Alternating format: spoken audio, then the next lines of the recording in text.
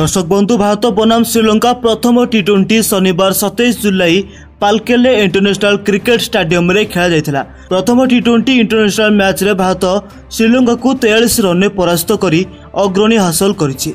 गौतम गंभीर को नूतन कोच भाबरे एवं सूर्य कुमार यादव को नियमित अधिनायक भाबरे एक विजय सहित आरंभ होइछि। किंतु भारतर यह शानदार विजय पर श्रीलंकार कैप्टेन चरिता असलंका रागी जाते।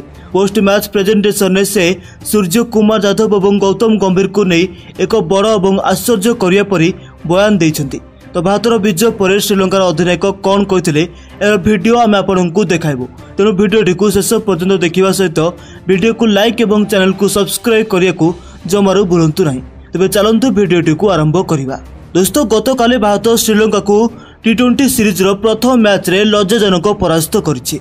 नूतन कोच और नूतन अधिनायक रे टीम इंडिया प्रथम मैच जीति। दोस्तों टॉस जीति प्रथम बैटिंग करने को आमंत्रित होगा पर भारत दल 7 विकेट हराई 213 रन संग्रह करथिला।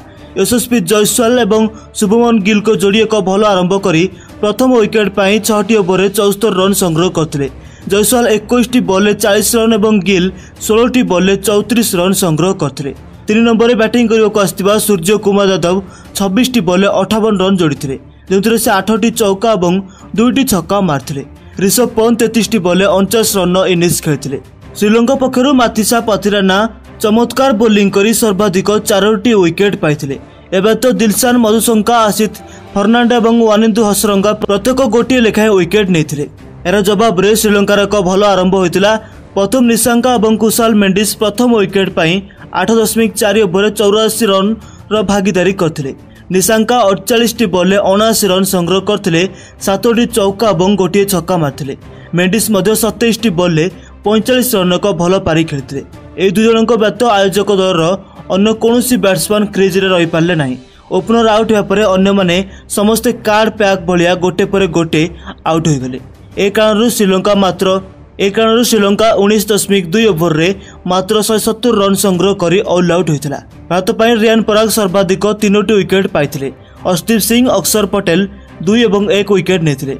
मोहम्मद सिराज और रवि बिश्नोई गोटे लेखाएं विकेट पाइथिले। सहित श्रीलंका 170 रन रे ऑल आउट होइतिला। तो भारत मैच को 43 रन में विजय हासिल करिछि।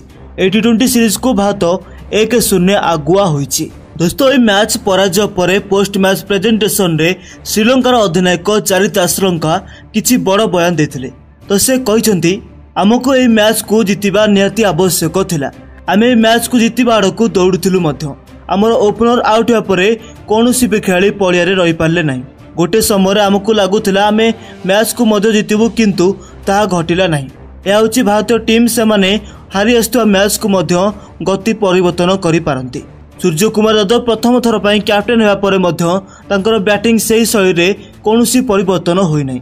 बैटिंग सहित से आज चमत्कार अधिनायकत्व करथिले।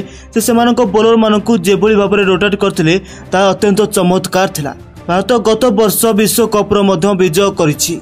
तेणु से हालुका नेबा आम पई भूल होइगला। ठीक अच्छी गोटे मैच आम हारिलु और आम हाथ में आहरी 2टी मैच बाकी रही।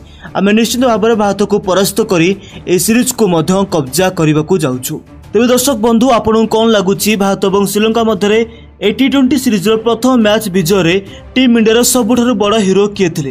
गोटे कमेंट करी आपणकर राय नियति भाव में आमको जनातु। एवं एहीपरि क्रिकेट खबर पाई आमर चैनल क्रिक टाइम ओडिया को सब्सक्राइब करी बेल आइकन को प्रेस कर दियंतु।